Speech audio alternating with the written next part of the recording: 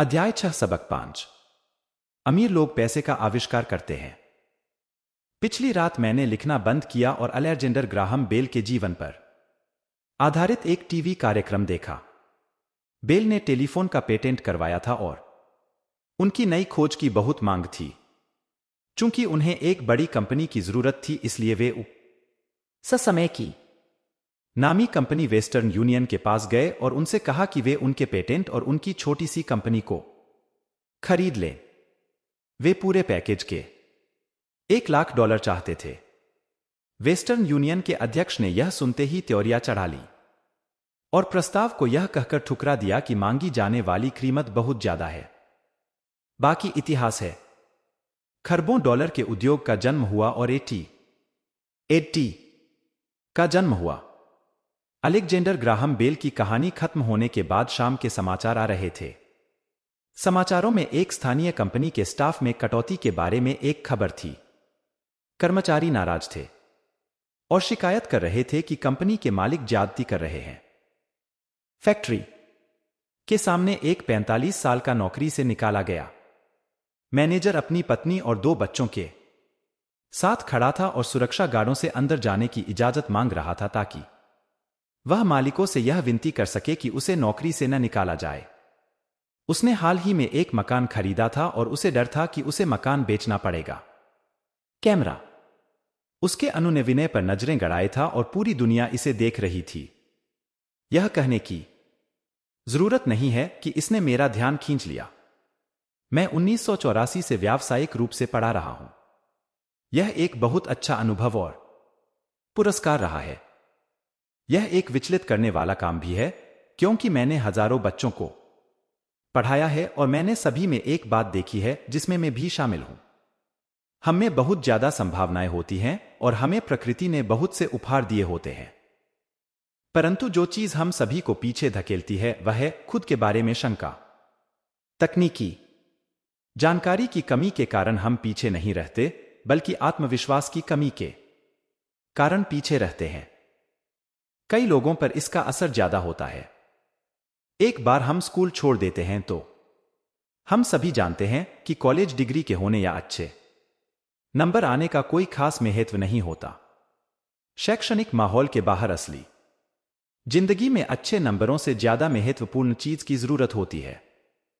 इसे गट्स, बहादुरी, चालाकी, साहस, निरंतरता, प्रतिभा, जोखिम लेने की क्षमता इत्यादि के नाम से पुकारा जाता है।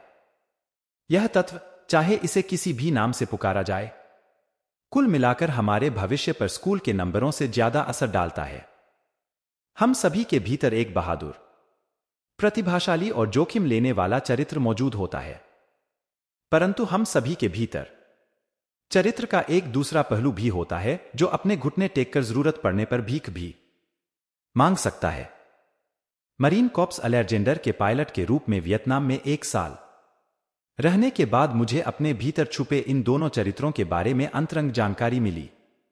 दोनों में से किसी को भी बुरा नहीं कहा जा सकता, परंतु एक अध्यापक के रूप में मैंने यह जाना कि आदमी की प्रतिभा के सबसे बड़े दुश्मन है बहुत ज्यादा डर और खुद की क्षमताओं के बारे में शंका। यह देखकर मुझे दुख होता था कि कई विद्यार्थी जवाब जानते थे, परंतु उनमें जवाब देने की हिम्मत नहीं थी।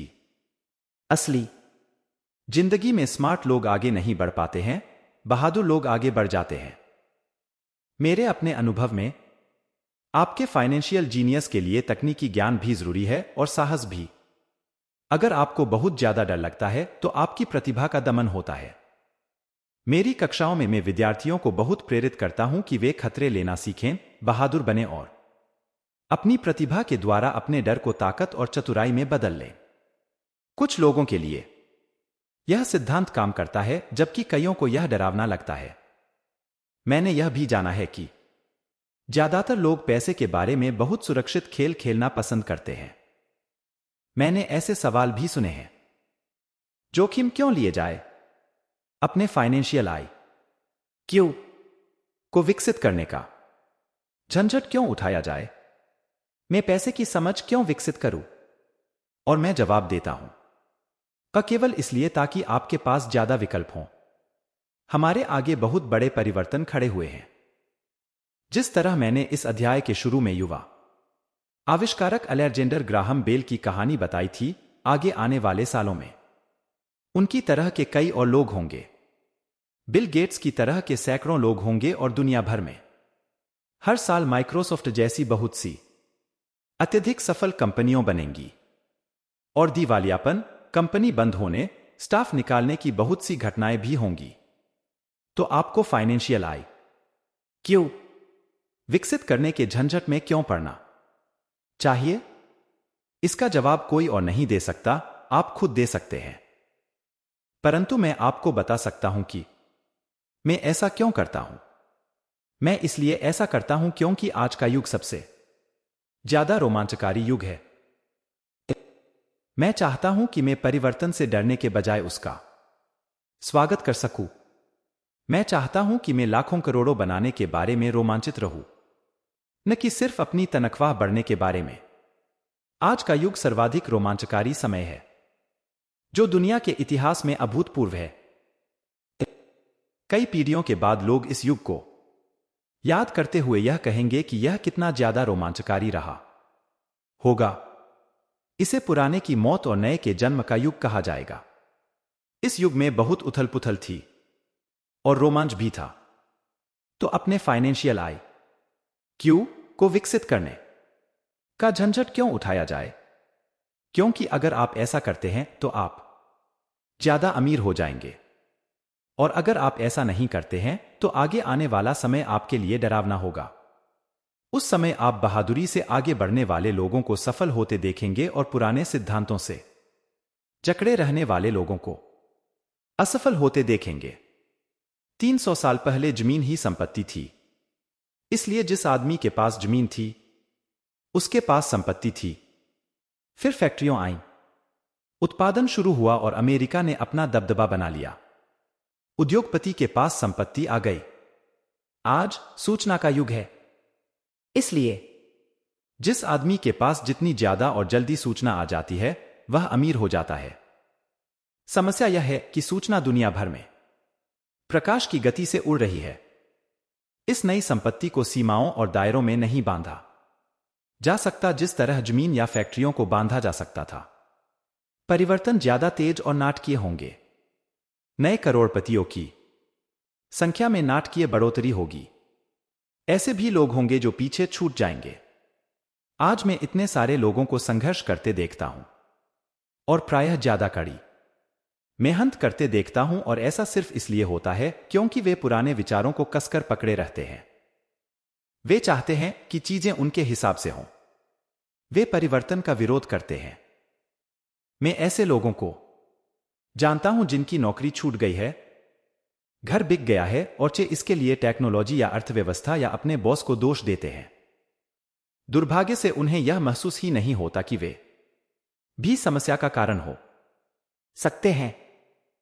पुराने विचार उनके सबसे बड़े विरोधी बन जाते हैं, और ऐसा इसलिए होता है क्योंकि वे यह जान ही नहीं पाते कि जो विचार पुराने जमाने में संपत्ति था वह आज इसलिए नहीं है क्योंकि जमाना आगे बढ़ चुका है। एक दोपहर में अपने द्वारा इजाद किए गए बोर्ड गेम कैश फ्लो से शिक्षा दे रहा था। मेरा एक दोस्त किसी को अपने साथ लेकर आया था ताकि वह भी सीख सके। दोस्त की दोस्त का हाल ही में तलाक हुआ था। तलाक के मुकदमे में उसके हाथ बुरी तरह जल गए थे और वह अब कुछ जवाब ढूंढ रही थी। उसके मित्र को लगा कि शायद इस खेल से उसे कुछ सीखने को मिलेगा। इस खेल को इस तरह से बनाया गया है ताकि लोग यह सीख सकें कि पैसा किस तरह काम करता है। खेलने के दौरान वे इनकम स्टेटमेंट और बैलेंस शीट के आपसी संबंध के बारे में सीखते हैं। वे सीखते हैं कि किस तरह दोनों के बीच कैश का फ्लो होता है और किस तरह पैसे की राह में आपको अपनी संपत्ति वाले कॉलम से निकलने वाले मासिक कैश अमलों को बढ़ाना होता है ताकि यह आपके मासिक खर्च से ज्यादा हो जाए। एक बार आप इसे हासिल कर लेते हैं तो आप चूहा दौड़ से बाहर निकल जाते हैं और तेज राह पर चल पड़ते हैं। जैसा मैंने कहा है, कुछ लोग इस खेल से नफरत करते हैं, कुछ इससे प्रेम करते हैं और कुछ इसका मतलब ही नहीं समझ पाते। इस महिला ने कुछ सीखने का बहुमूल्य अवसर खो दिया। शुरुआती राउंड में उसने एक डूडैड कार्ड खींचा जिस पर एक नाव बनी हुई थी। पहले तो वह खुश हुई, अरे मेरे पास तो एक नाव है। फिर जब उसके मित्र ने यह बताया कि किस तरह आंकड़े उसके इनकम स्टेटमेंट और बैलेंस शीट पर काम करते हैं, तो वह कुंठित हो गई क्योंकि उसे गणित जरा भी पसंद नहीं था। बाकी के खिलाड़ियों ने शांतिपूर्वक इंतजार किया जब उसका दोस्त इनकम स्टेटमेंट, बैलेंस शीट और मासिक कैश फ्लो के बारे में उसे समझाता रहा। अचानक जब उसने यह जान लिया कि आंकड़े किस तरह काम करते हैं, तो उसे यह जानकर झटका लगा कि उसकी नाव उसे जिंदा खा रही है। बाद में वह डाउनसाइज हो गई और उसे एक बच्चा भी हो गया। यह उसके लिए एक भयानक खेल साबित हुआ। कक्षा के बाद उसका दोस्त आया और उसने मुझे बताया कि वह बहुत विचलित है। वह कक्षा में निवेश के बारे में सीखने के लिए आई थी और उसे यह बहुत मूर्खतापूर्ण लगा था कि इतने बेकार खेल को खेलने में इतना ज्यादा समय बर्बाद किया जाए। उसके मित्र ने उसे यह समझाने की कोशिश की कि वह अपने भीतर झांक कर देखे कि क्या यह खेल उसके किसी अंदरूनी पहलू को उजागर कर रहा था। इस सुझाव पर उस महिला ने अपना पैसा वापस मांग लिया। उसने कहा कि यह विचार मूर्खतापूर्ण है कि कोई खेल किसी के अंदरूनी पहलू को उजागर करता है। उसका पैसा तत्काल वापस कर दिया गया और वह वापस चली गई। 1984 से मैं करोड़ों कमा रहा हूं, और सिर्फ इसलिए कमा रहा हूं क्योंकि स्कूल सिस्टम वह नहीं सिखाता जो मैं सिखा रहा हूं। स्कूल में ज्यादातर शिक्षक भाषण देते हैं। अपने छात्र जीवन में मुझे भाषणों से चिढ़ थी। मुझे बहुत जल्दी बोरियत हो जाती थी और मेरा दिमाग इधर उधर भटकने लगता था। 1984 में मैंने खेल खेल में शिक्षा देना शुरू किया। मैंने वयस्क विद्यार्थियों को प्रोत्साहित किया कि वे इन खेलों को ज्ञान बढ़ाने के इस पहलू से देखें कि वे क्या जानते हैं और उन्हें क्या सीखना चाहिए। सबसे महत्वपूर्ण बात यह है कि इस खेल से आदमी के व्यवहार पर भी प्रकाश पड़ता है। यह एक तात्कालिक फीडबैक सिस्टम भी है। टीचर लेक्चर दे, इसके बजाय खेल एक व्यक्तिगत लेक्चर बन जाता है जो आपके लिए ही बनाया गया है। उस महिला के मित्र ने बाद में मुझे पूरी बात बताने के लिए फोन किया। उसने कहा कि उसकी मित्र अब शांत है। शांत होने के बाद उसने खेल और अपने जीवन के बीच में कुछ आपसी संबंध भी महसूस किए हैं। हालांकि उसके और उसके पति के पास नाव नहीं थी, परंतु उनके पास बाकी सब चीजें थीं। वह अपने तलाक के बाद बहुत नाराज थी। उसका पति एक कम उम्र की महिला के साथ भाग गया था और 20 साल के वैवाहिक जीवन के बाद उनके पास दौलत के नाम पर बहुत कम सामान था। उनके बीच बांटने के लिए लगभग कुछ भी नहीं था। 20 साल की उनकी शादीशुदा जिंदगी में मजा बहुत आया था, परंतु उन्होंने केवल डूडैड ही इकट्ठे किए थे। उसने यह महसूस किया कि आंकड़ों पर उसका गुस्सा इनकम स्टेटमेंट और बैलेंस शीट पर इसलिए था क्योंकि वह उन्हें समझ नहीं पा रही थी। उसका यह मानना था कि पैसे घेले का हिसाब किताब रखना पुरुष का काम है। वह घर संभालती थी और उसका पति पैसों को संभालता था। उसे अब यह पक्का भरोसा हो चुका था कि उनकी शादी के आखिरी 5 सालों में उसके पति ने उससे पैसे छुपाए थे। यह इस बात पर खुद से नाराज थी कि उसे यह पता ही नहीं चला था कि पैसा कहाँ गया है, और यह भी पता नहीं चला था कि उसका किसी दूसरी औरत के साथ संबंध बन चुका है। बोर्ड गेम की ही तरह दुनिया भी तत्काल फीडबैक देती है। अगर हम ज्यादा ध्यान दें तो हम ज्यादा सीख सकते हैं। कुछ समय पहले की बात है। मैंने अपनी पत्नी से कहा कि धोबी ने मेरे पैंट को सिकोड़ दिया है। मेरी पत्नी धीमे से मुस्कुराई और उसने मेरे पेट में उंगली गड़ाते हुए मुझे बताया कि पेंट नहीं सिकुड़ा है, बल्कि कोई और चीज फैल गई है। मैं कैश फ्लो नामक यह खेल हर खिलाड़ी को व्यक्तिगत फीडबैक देने के हिसाब से तैयार किया गया है। इसका लक्ष्य आपको विकल्प प्रदान करना है। अगर आप नाव वाला कार्ड निकालते हैं और यह आपको कर्ज में डाल देता है, तो सवाल यह उठता है, अब आप क्या कर सकते हैं? आपके पास कितने फाइनेंशियल विकल्प मौजूद हैं? यही खेल का लक्ष्य है, खिलाड़ियों को सोचना सिखाना ताकि वे नए और बहुत से फाइनेंशियल विकल्प बना सकें।